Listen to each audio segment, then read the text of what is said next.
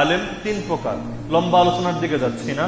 এক প্রকার আলেম, তাদের কে বলা হয় উলামায়ে দাওলা, রাষ্ট্রীয় আলেম, অর্থাৎ রাষ্ট্র যেদিকে আছে তারাও সেদিকে আছে। রাষ্ট্রের যে মাযহাব, রাষ্ট্রের যে ধর্ম, তাদেরও সেই মাযহাব এবং সেই ধর্ম।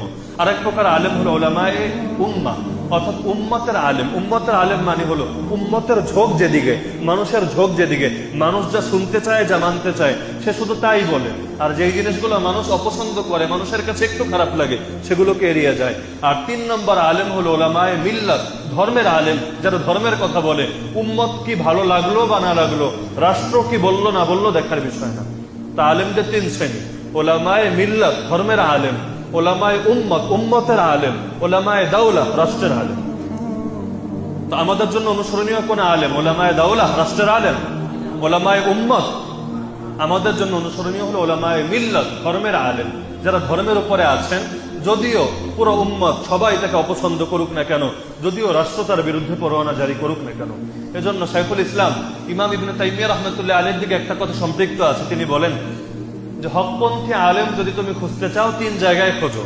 মানে বাস্তবতা হয়ে গেছে এটা, যে হকপন্থী আলেম যদি তুমি খুঁজতে চাও, কয় জায়গায় খোঁজো?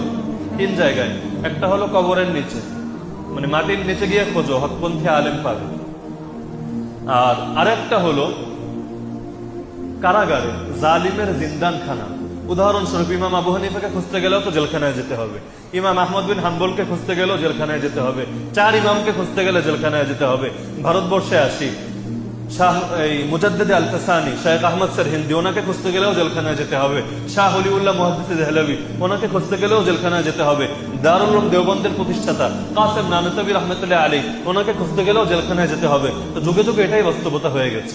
ইমাম বুখারীর মতো মানুষ দেশ থেকেই বের করে দেওয়া হয়েছে, বহিষ্কার।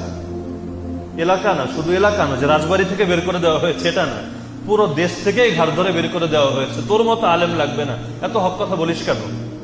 তো যুগে যুগে এটাই হলো বাস্তবতা হয়ে দাঁড়িয়েছে বিভিন্ন ক্ষেত্রে। তো তিনি বলেন, যদি হকপন্থী আলেম খোঁজো, এক নম্বর হলো মাটির নিচে, দুই নম্বর হলো জালিমের জিন্দানখানা, জেলখানা, আর তিন নম্বর হলো জিহাদের ময়দানে। ওনার যুগের হিসাবে তাতারীদের সঙ্গে তখন যুদ্ধ চলছিল, মুসলমানদের উপর জিহাদ ফরজে আইন ছিল।